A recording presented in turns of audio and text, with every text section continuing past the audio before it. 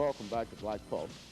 We're talking to Paula Rucker, who is a psychologist with the Metro School System, and Dr. Robert Bogan, who is the executive director for the Metro Nashville Education Association. Right.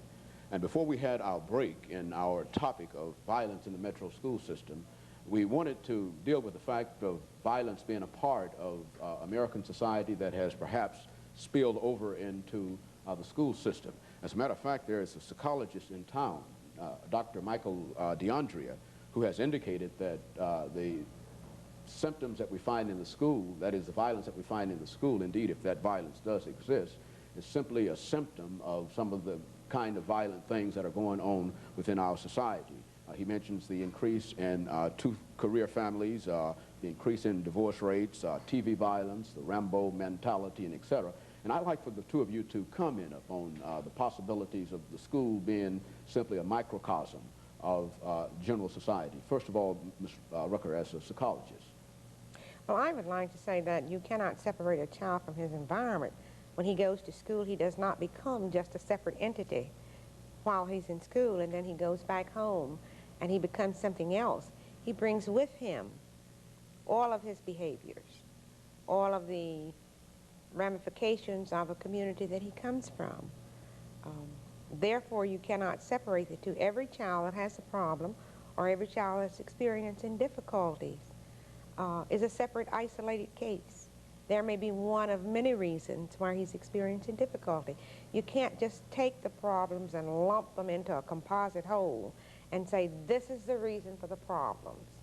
Every problem is different. Every child who has a problem is different because it's unique to that child. Well, is there any way that we might be able to identify those problems at an early stage, some of the problem children that we do have in our school system? Certainly. And how can we do that? How do we... It's very easy to identify these problems. Many times the teachers have a handle on youngsters who are experiencing difficulties. You need liaison workers like elementary guidance counselors, more school psychologists, social workers, many of the liaison people who work in the school who can make a difference with the youngster. If you can intervene in a home early, then many of the problems will be eliminated. Also, if you have programs in your community, this is a broad-based problem. It isn't a school problem. It belongs to the total community. And if you can have preventative programs in many of the areas for families, you would not have the spillover of maladaptive behaviors.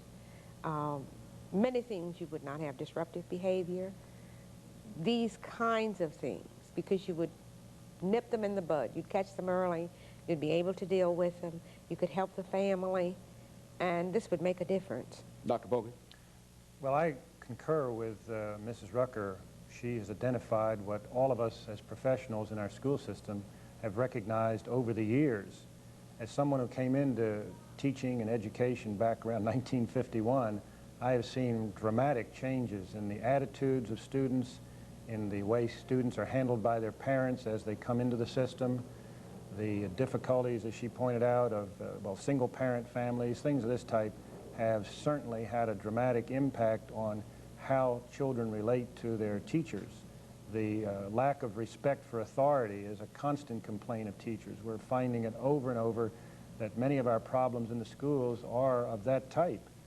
Disruptive students who are disrespectful to their classmates, to the teachers, because at home they're told, don't you take that from anybody, and as someone once said, anybody might even become the parent, him or herself, who then come to the schools and say, I can't do anything with them, you take care of it.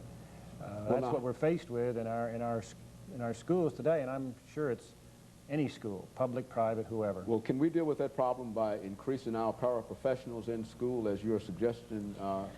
That would help. It's not going to eliminate the problems, but until you educate a public of what will be allowed, will not be allowed in a school system, what the child is there for, the primary purpose, we've got to get back to some values.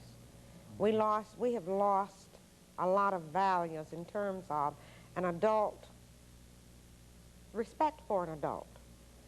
Many youngsters do not have that. You find very young children who do not know how to talk to adults.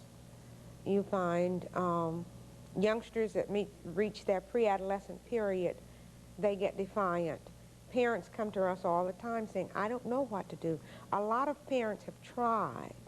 They don't know at this point what to do. We've got to have programs to help the parents.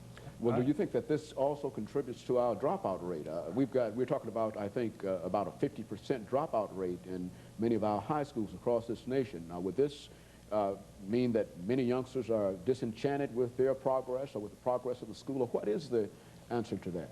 Many youngsters have so many problems to deal with in the society that you can never just pinpoint it and say, this is the problem. This is why all these youngsters are dropping out. You would have to look at isolated cases and say, you know, these are some problem areas. Maybe if we could devise programs to help in these problem areas, it might help eliminate some of the dropouts. We don't know this. This is why we would like on the task force to find out what are some major concerns, what are some problems, what do we need to deal with, and Dr. what Bogan, manner. excuse me, Dr. Bogan, your organization